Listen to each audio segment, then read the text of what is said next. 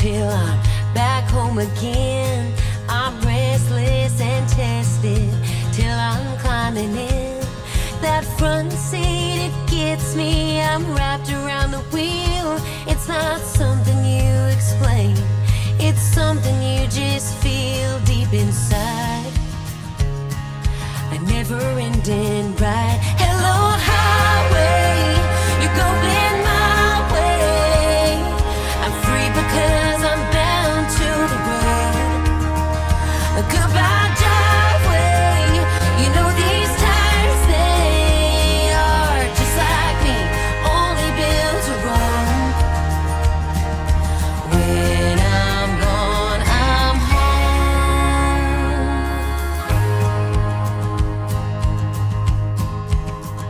Well, hey guys, Brian here with Texas Country Today podcast, and man, do we have one of my most favorite people in the entire world on the podcast with me today, Miss Bree Bagwell. Bree, how you doing? Well, that's so nice. You're always so nice to me. I love that. Thank you. I'm doing great. As you can see, this is my work chair, and there is my work dog who sits behind me. I don't think you go anywhere without whiskey, but we will jump into that here in a second. I gotta say a quick thank you to my sponsors, of course. Can't do any of this without sponsors. So first and foremost, smithmusic.com, the leaders in music distribution and pioneers in recording live albums and distributing them to Apple Music. So that was kind of a cool thing that Rick Smith and all them partnered together with. R. Watson Boots, brand new company making awesome boots. Sharp Supply Leather Company making awesome guitar straps. Dub kits. If you want to see really cool guitar straps, look at Randy Brown, Josh Ward, Dusty Motes. All those guys have got Josh Sharp's stuff out there. Texas Select Beverage Company, some of the best non-alcoholic root beers, lemonades, teas, all that good stuff. Cinco Microphones provides all the microphones for Texas Country Music News and Texas Country Today Radio. And last but not least, Fort Worth Camera. If you're in the DFW area and you need professional camera services, Fort Worth Camera will be the ones to help you. And normally, I would introduce my co-host, Mr. Dusty Motes, but he decided to have a little getaway with Rick Smith and DJ from Smith Music to go out to Nashville to have fun at the Americana Fest and the Here Fort Worth thing that they're doing out there. So, all by my lonesome today. So, Bree, you are on your Hello Highway tour. How the heck is that going? It's going great. I mean, this is amazing that I have a day at home. I think you've been talking to the keepers of the calendar, and so I think I have eight of these type of things today because it's one of my only days at home. And the PR team, they're like, we should call this the Hello Highway tour.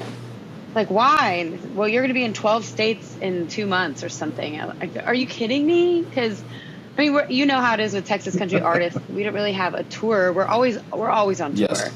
But we kind of group some together based around the radio single, and it's going great. We've been in Washington State, New Mexico, Arizona, Oklahoma. I don't even know where. Missouri. It's been really cool. Yeah, so it's been going fantastic. Like, people outside of Texas love Texas country. It's true. And it's so fun to see it grow, you know? Yeah. Well, and you've been seeing you all over TikTok, but surely I think there might be at least one person or two people out there that don't know who you are. Can you give the viewers just a quick rundown of how long you've been doing the business and kind of who Bree Bagwell really is? Sure, yeah. I grew up in Las Cruces, New Mexico, born and raised. Started playing in a band with my older brothers when I was 14. And then I moved to Austin. I got accepted into UT Business School. And I just wanted to go to Austin because I loved Texas country music. It's all I've wanted to do my whole life. And I got my degree in business, but I was lucky enough to get a booking agent kind of right out of college. And so I've been doing this full time since 2010, which is pretty crazy to say. And this is my only thing that I do is I travel around with my band and play music. And it's been working out this long for me. I'm very thankful. Sure. Lots of ups and downs. Sure. Well, and you, and I apologize, my dog is like, hey, I want to say hello to people. And I normally have the door best. Closed, and I didn't today, so whatever. It's all good. Dog's always welcome. But so you, I don't know how you guys do it. You're, I'm not sure who the better half is. We'll just kind of go with you. Yeah, that's right. Yeah, exactly. Paul has been doing a lot of stuff, touring, playing all over the place with the Wilder Blue, with Zane and the guys, and it seems like you guys have a lot of coinciding dates or times that you kind of get together to make some content and just have some fun together. Is that intentional, or is that totally accidental? It's completely intentional. We have to get out our calendars, and we have to, like yesterday we just met for lunch when he was going to Dallas and I was coming back. Like if we didn't intentionally plan our calendar, we would never see each other. And so even this summer when we were both, maybe February, March, looking like, oh my gosh, this summer is going to be insane. How are we going to see each other? And then I hopped on the bus with the Wilder Blue and did 4 dates in four states with them as an acoustic opener. Sure. And it was awesome. And so we planned it that way. And then if we have days off at home, we will kind of like block out those days, or we'll go somewhere. But this has been the craziest summer since COVID, for sure. Like it felt like it was back to normal. And we talked about it yesterday at lunch, how insane it is. And he left yesterday for he's at Americana Fest, and I think they're in Alabama tonight. So I have a few days at home where I have to do my dang taxes. That's what's on my calendar tonight.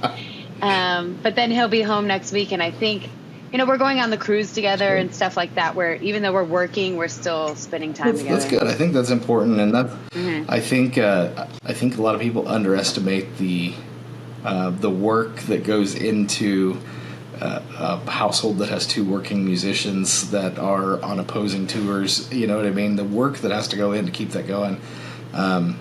It's got to be intense at times. You know what I mean? Totally. When did I first meet? I first met you at the ISIS Theater, downtown Cowtown ISIS Theater, and you put on the show of a lifetime for nobody. And there might it like flooded. Do you remember? There was like a massive flood. It was everything. And then it was like the perfect storm, literally, of events that could happen. Yep. And I was pretty upset because that is such a cool venue. And even like my really good friends were like, I love you, but I'm not leaving my house. Like it's flooding downtown. And I was like, what the heck, man? But we still had a great time. I had a great venue, great band, you just got to do what you can do. Yeah. And that was actually the first time I met Scotty as well. And I think I told you this at the T3R Awards earlier this year, but that's kind of what got the ball rolling on everything. I went from being in the construction business and life insurance. I did construction and life insurance at the same time, which doesn't seem possible, but it was. I'm just super ADD, and I have to do multiple things. And now I own 4 companies that are all in Texas country music, which I don't plan on leaving anytime soon. And I think I want to say thank you, because that was your performance, and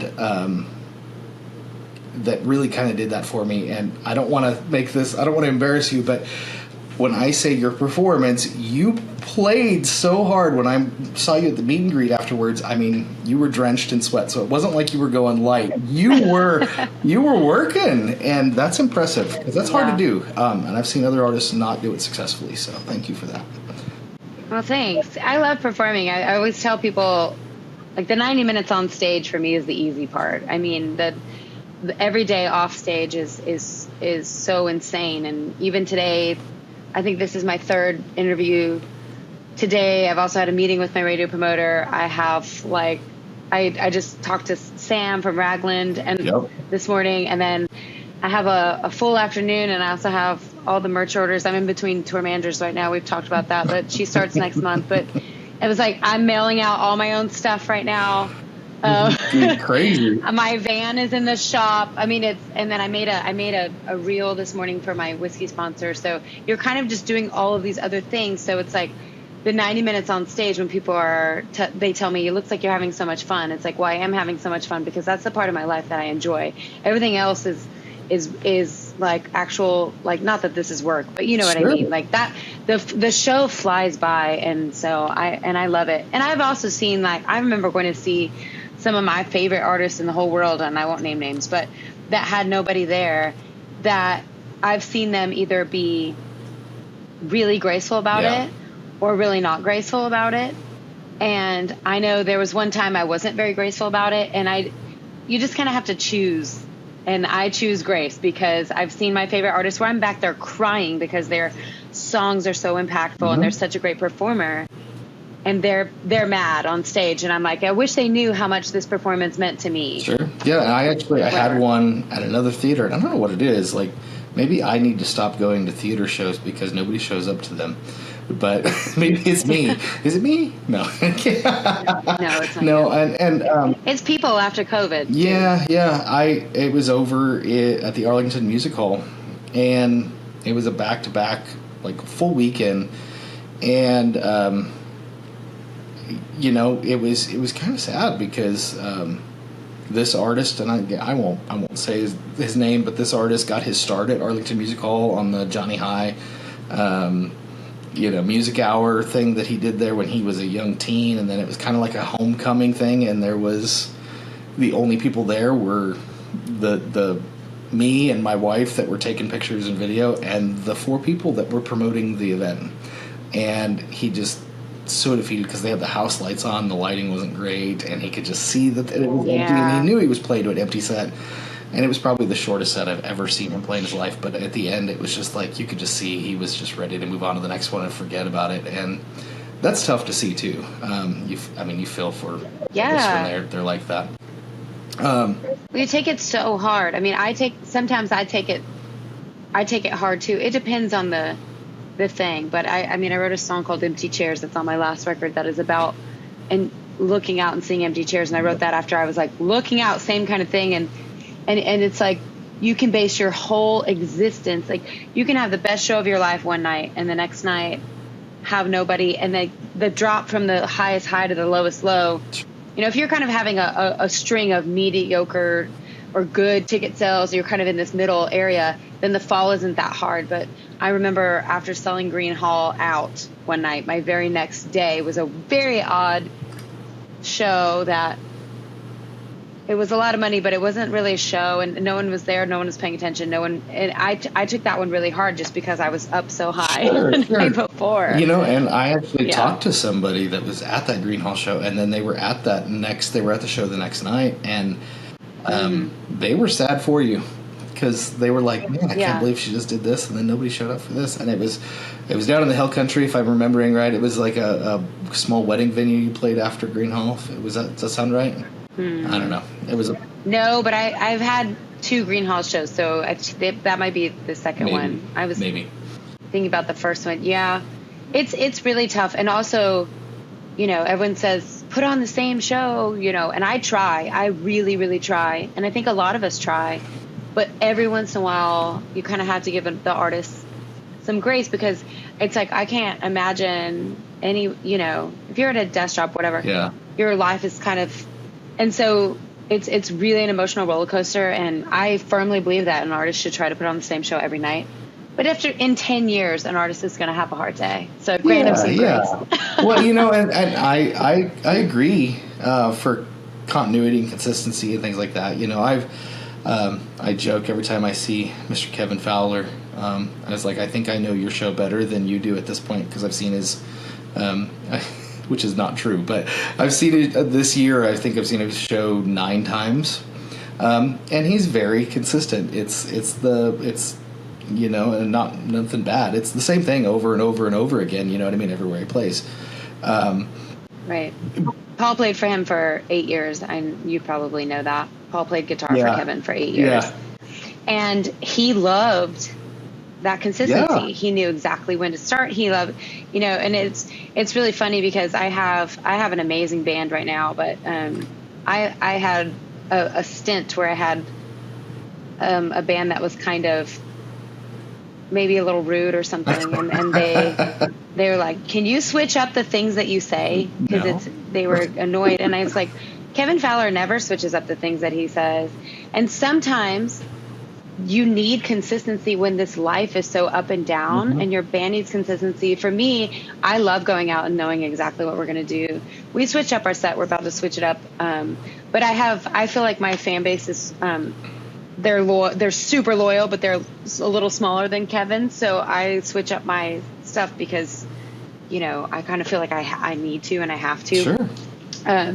But he also can do whatever he wants. He's Kevin freaking Fowler, and he goes out every night and he nails it, and he's the most energetic, like, amazing performer. I love watching Kevin. I could watch that show every night and never be bored. Sure. Absolutely. And then so on the flip side of things like that, and I'll bring in two Nashville artists that I have been to multiple of their shows. Kenny Chesney, always the same show. Always electric. Man, I could go watch Kenny Chesney 5 nights in a row and be entertained every single time because he gives 100%, and it's the same show. But I remember Mr. Garth Brooks, and I've always been a huge Garth Brooks fan. I'm not going to get into the whole mumbo jumbo thing that he's got going on right now with with the fan base. That's not what I'm here to talk about. What I want to talk about is he came to the Pepsi Center in Denver one year. And originally he was slated for 2 nights, and I was in the queue, and it sold out within like 30 seconds. Like, there was no getting tickets. And then they opened it up for an additional 3 days. Well, I had friends that went to those other concerts, and he played a very consistent 120-minute set for those first 2 nights. I got tickets for his last show there at Pepsi Center, and he played for 3.5 hours, and I paid less for that show. So what I'm getting at, it was great for me, but those almost 300,000 people, because he was playing 3 shows a day at Pepsi Center, so 400,000 people that went and saw his show before that last show, did they get gypped because he played a different set, or did I just get really lucky because he just wanted to continue to play? So you got lucky. I think. I mean, like, your voice, people also forget, like, your voice is a muscle. Yeah. You know what I mean? So it's like, if he went and did a 3.5 hour set, he might have had to cancel that last night. So then those people would have gotten no show at all. And I think people forget that artists are people, and that your vocal cords are sensitive, and they're a muscle, and you're tired, and your whole performing in general on your body is, especially now that I've been doing this for 10 years. It was a lot easier at 23 than 33 or 26 and 30. You know what I'm saying? Like, so, and he's older than me by a lot. So it's very funny to me because I've been watching from afar, the thing that happened with Miranda and the things that happened with Garth. And you're getting the sense now, which I've always been worried about, but that from social media, everyone thinks they are really your best friend and that they own you. Like, I buy a ticket, so I own you. Yep. And when you buy a ticket, to me, you bought the ticket and you got a 2-hour, 120-minute show. Like, that is a long time. That's more than we do. Yeah.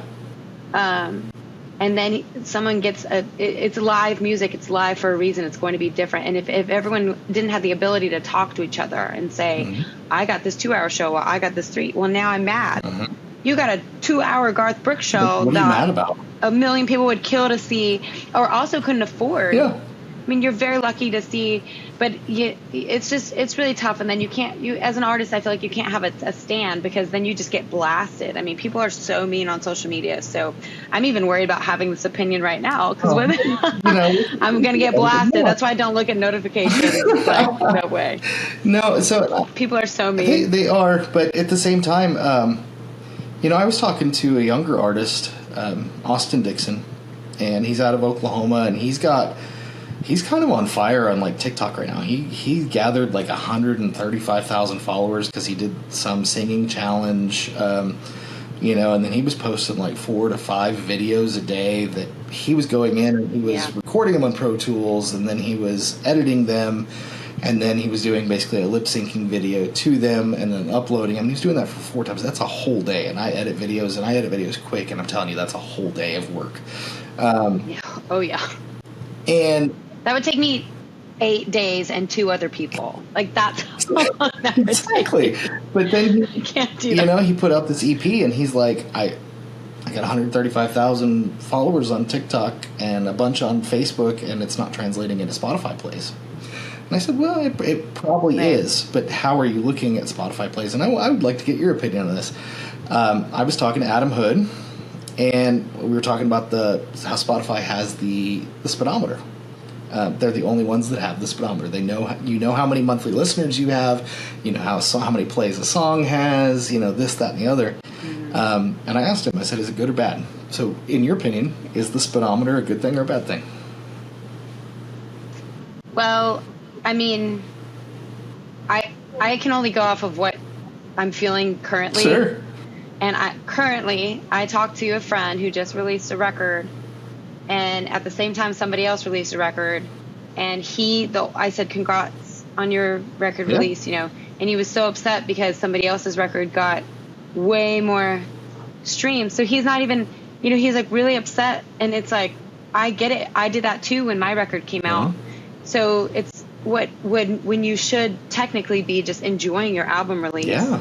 Or enjoying the people that say, hey, this is really cool.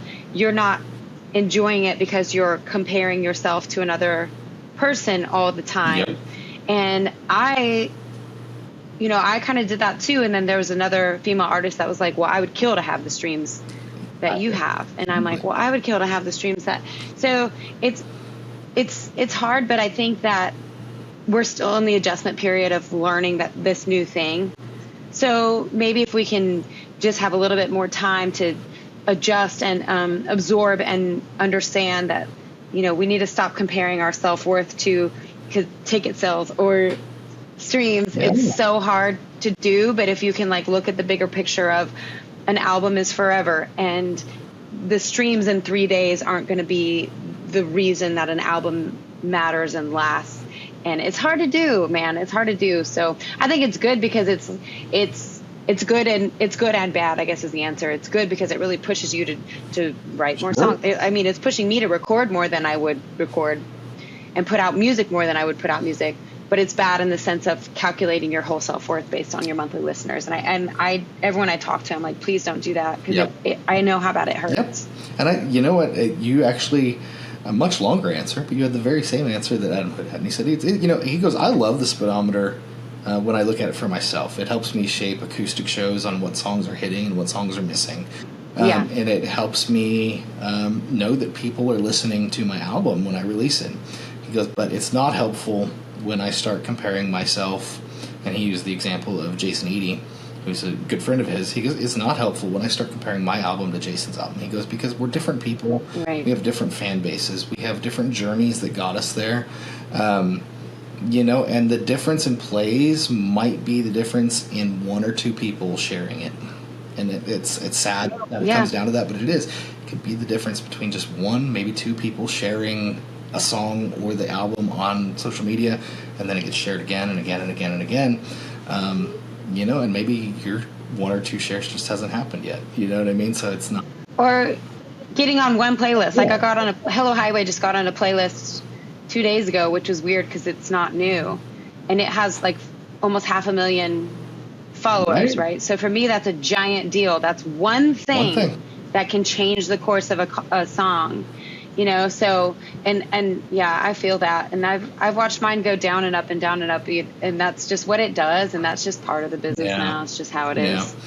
Well, and then and I apologize for kind of jumping around. No, it's fine. I'm here for it. I love it because I have heard, that's where Gordy's Highway 30 started, was up in that Washington area, the Pacific Northwest area, and I have heard over and over and over and over again that area up there absolutely loves Texas country music artists, and not always the same Texas country artists that we love down here in Texas. They love the music that they love. You've had a chance to play up there a few times now. What's it like playing up in the Northwest? It was great. I mean, I've never played at the Tractor Tavern, so the Lowdown Drifters are from there, and they're on my same booking agency, and so they absolutely kill it up there. And they came and opened for me at Green Hall in exchange for kind of me opening for them in Washington. Not that we even have like a you help me, I help you relationship. Like we're just friends. Like they didn't have to do that. Like we're just buddies. Yeah. I love their stuff. So I went and played for the Tractor Tavern. It was awesome. People up front, they're excited. And then I went, and it was Lowdown Drifters and another guy, I can't remember.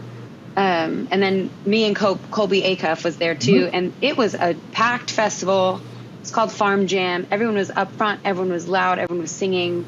Sold a ton of merch. I mean, it was really great. And people there love Texas music. And also I think it's helpful that it was not 106 degrees. Yeah. Yeah.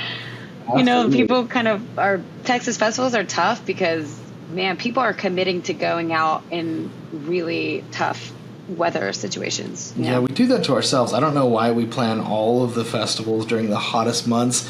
Like, if we just pushed them back till, like, this time of year, September, October, November, we wouldn't have all the rain. Like, it would be nice weather, but no, it's like, everybody wants to capitalize on, college not being in session and blah, blah, blah. Summer. Yeah. But when we have a rough year like we had this year with, like your set at LJT was just bitter. I know. I'm so sorry about that. No, I felt so bad, but... You don't need to feel bad. That was such a bummer. Everything that could have gone wrong went wrong during that set. You like every single thing. Issues with your microphone, and I think there were some pedal issues from getting soaked, and... I felt bad. My board got all wet. My wireless guitar pack went out. My wireless mic went out. Like the bass channel got wet and the bass wasn't working. Yeah, it was just everything. You had to go to like a backup microphone. It was awful. It was horrible. So to have things like that, to hear that you had some good stuff, at another festival go right, that's awesome. And I don't know, festivals, they're like the Wild West sometimes. They are so unpredictable. And not just in weather, but it's like, there's actually, I'm not going to go into too much detail, but I think Randy and Wade recently just summarized a song about some of the acts and things that happen at festivals. We'll just leave it at that. Oh, good. I'll have to go listen. I'm so out of the loop. I don't know anything that's happening. I'm just trying to survive. Go listen to We Ain't the Only Ones.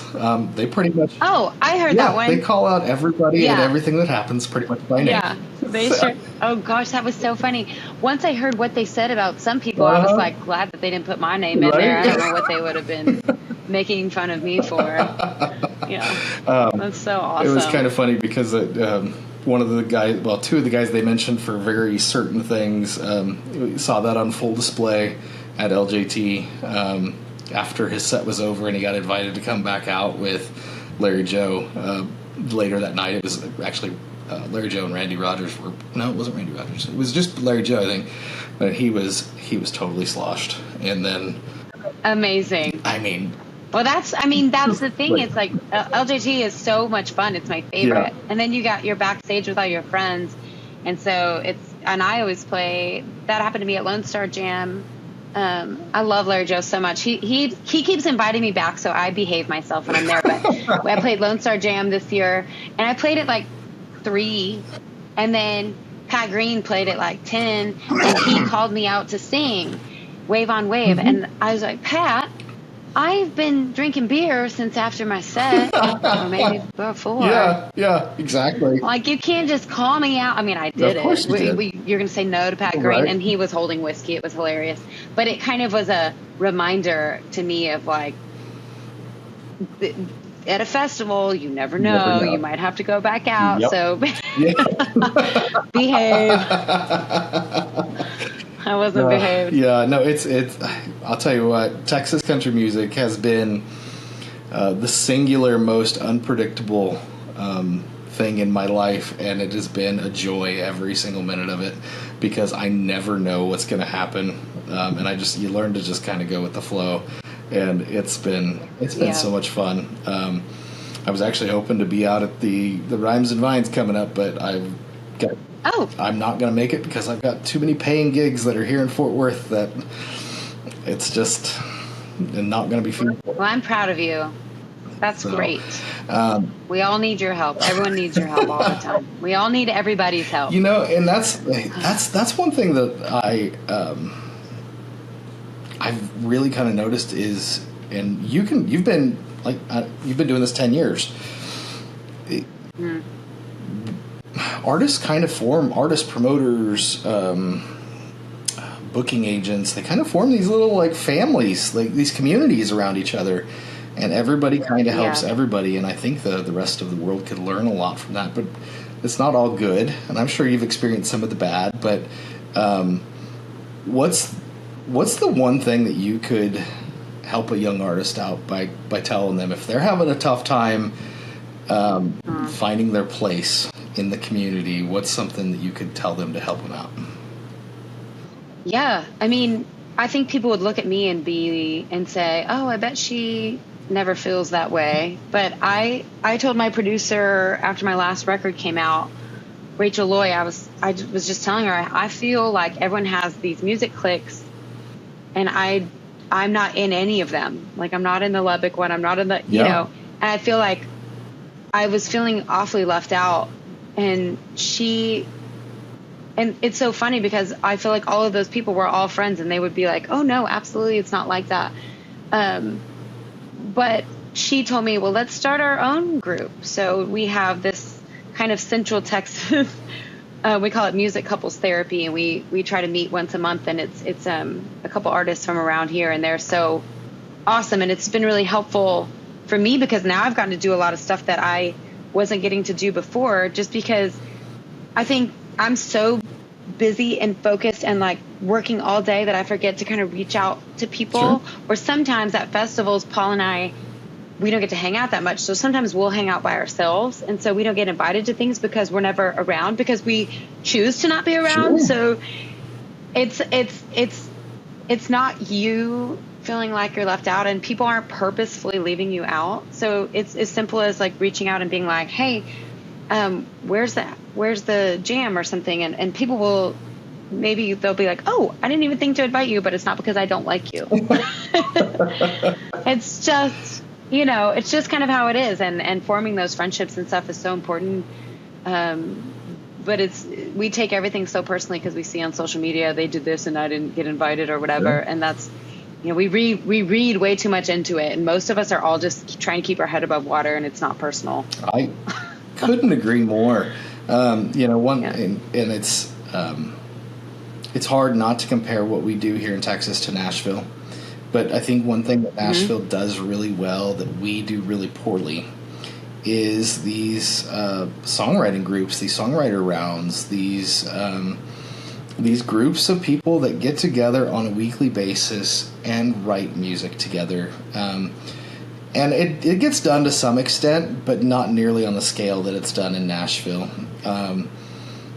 Right. And so without that, now if you look at, that's the world that like Adam and Jason and them that came up through, and now they're spreading that in their hometowns in Alabama and Louisiana and things like that. But there's really nothing that I've seen that has been successfully done here in Texas. I know for a while there, maybe in the 90s, Mark Manders and Stoney were doing some stuff up in like the Frisco area, but nothing really since. And I think that's a big piece that Texas music is missing to really get things to the next level. Yeah, I agree. And it's funny because that songwriting group, like you said, when I was going in to record the second half of my 2018 record, my producer told me, she said, "I just don't think these are the right songs. You need to be a part of my songwriting group." And it's, the drill, you get a word or a phrase and you have to use it in the song.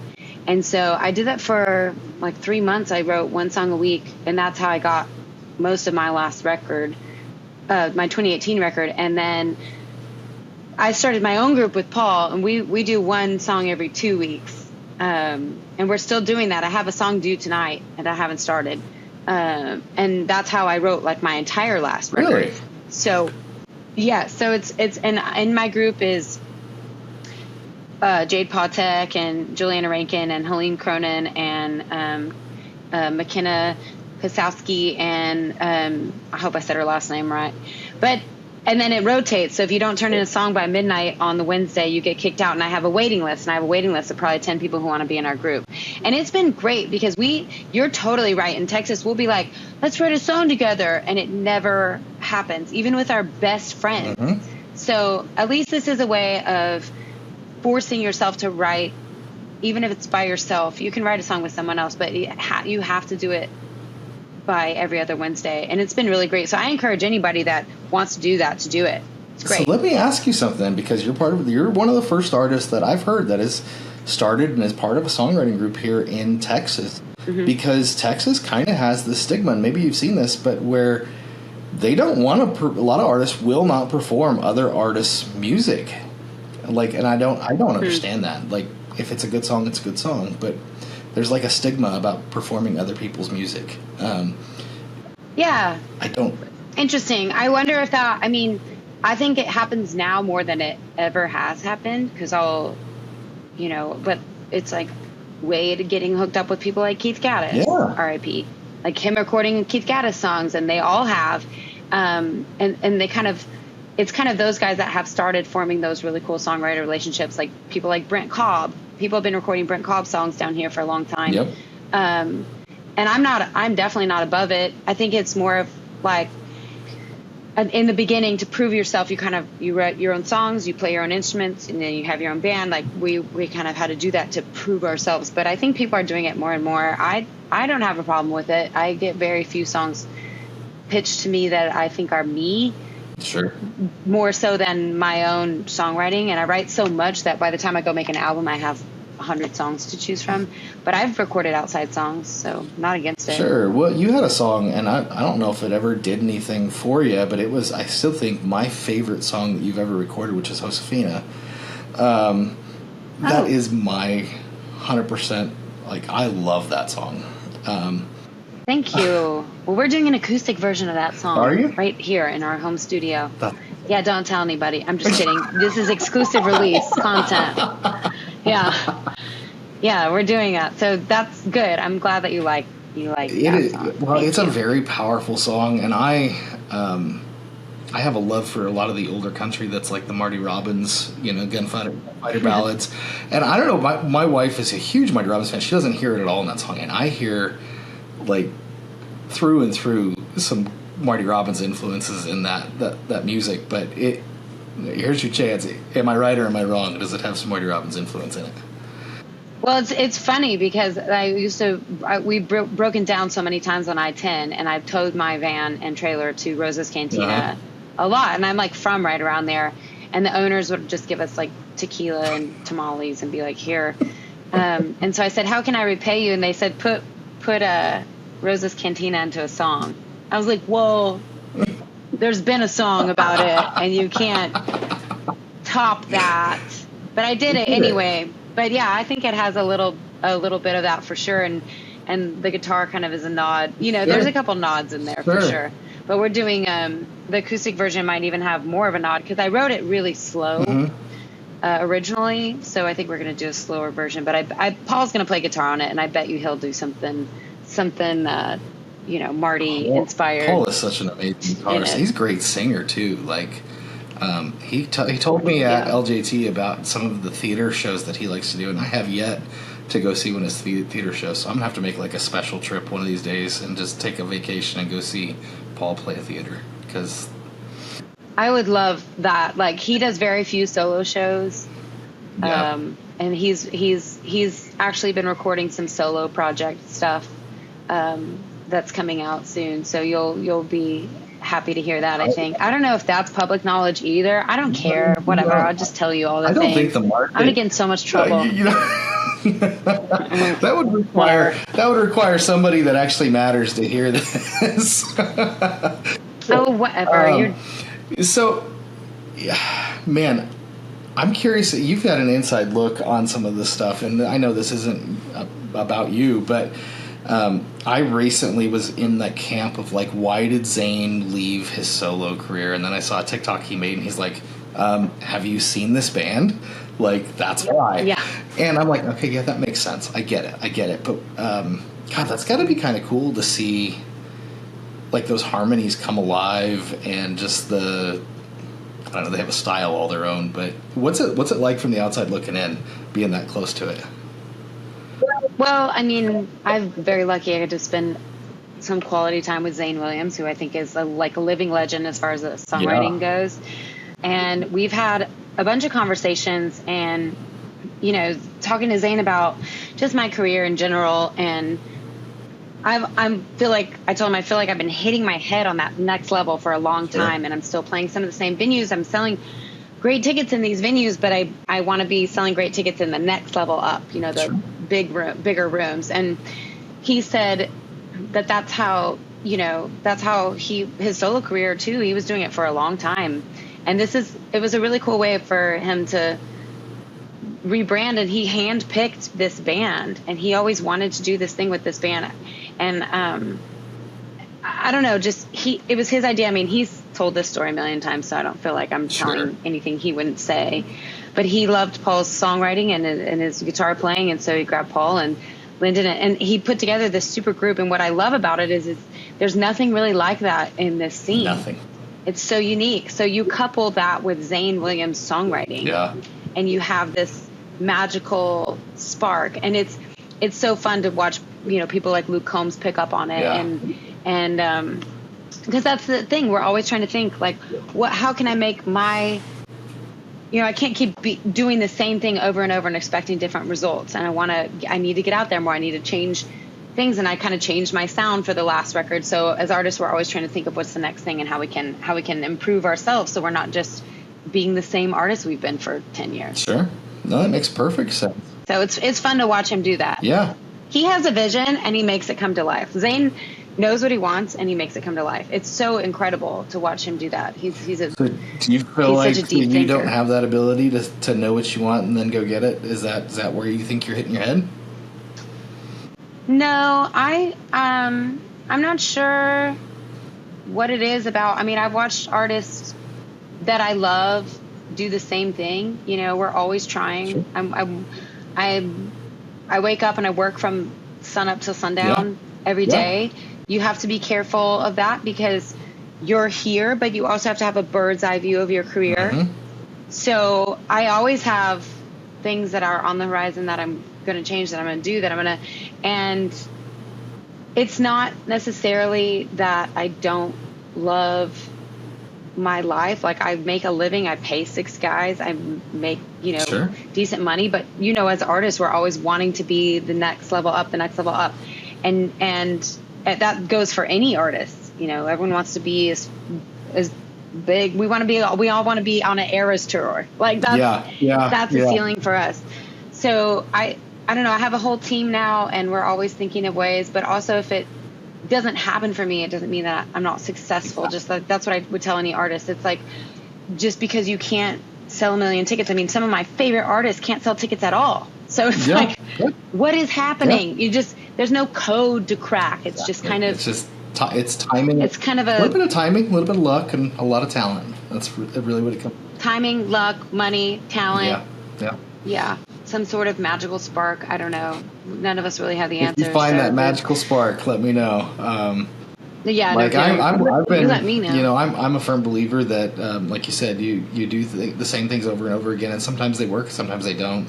And having 4 companies, I have to look at things as, you know, sometimes trimming the fat, so to speak, of what am I doing that's costing me money, that's not making me money, that sort of thing. Mm-hmm. And so, you know, and I haven't released any of this publicly, but there is a company on the horizon that will be competing with, and man, I'm hesitant to say this, but it'll be competing with Western AF and Our Vinyl and Jam in the Van. Some of these very well done live recordings, but it's going to be very artistic and emotionally loaded on the video. Cool. Whereas a lot of these companies make the focus the music, which the focus is the music. I'm going to add an extra emphasis on the video, and it's going to be, I want just about every video to wrench your heart and rip a tear out of your face, because some of these songs really deserve that. So that's the plan. Wow. So Well, I have a song coming out about Tinkerbell Then that's perfect. back there. Oh, that's her butt. Sorry. I was like, No, is that? I see ears. I see ears. You're good. Yeah. So that would be a perfect candidate for Yeah, that song about my dog. I love her so much. It's Absolutely. unhealthy. And whiskey. I'm proud of you. That's great. Whiskey is the star of every show that I've been to. I would rather hang out with Whiskey than her Uncle Stoney any given day, which I have a show coming up tomorrow with Stoney out at the Aviation Museum in Fort Worth, so I'll be sure to say hello to him for you. I love that man. Oh, we love this Uncle Stoney. He's my freaking favorite, man. I love him. He is for me, he's kind of an onion wrapped in a Rubik's Cube. Wrapped in a really nice person that can be a little grouchy at times. I'll put it that way. Wow, I feel like you just described every artist. I feel like we're all those It was people. very safe. Like we're all it's so a very safe complicated thing to say about somebody that is a musician. and then we'll make you cry like an Yes. onion if you need. Yes. Good or bad. I love Stoney. We used to play together a lot when I was at William Morris, and one time he told me, he was like, go help yourself on the bus to drinks, as he does. Yeah. And he came running up on the bus and he was like, your band's getting jumped. And I ran outside and I was freaked out. And my band, the van hood was open and they had jumper cables. Like they were getting jumped. Yeah. And he thought it was so funny. And I was so mad at him. I'm still mad. That was like in 2011 and I'm still holding on to that. Well, anger. I mean, you got to have something, right? You got to have something to hold on to. Yeah.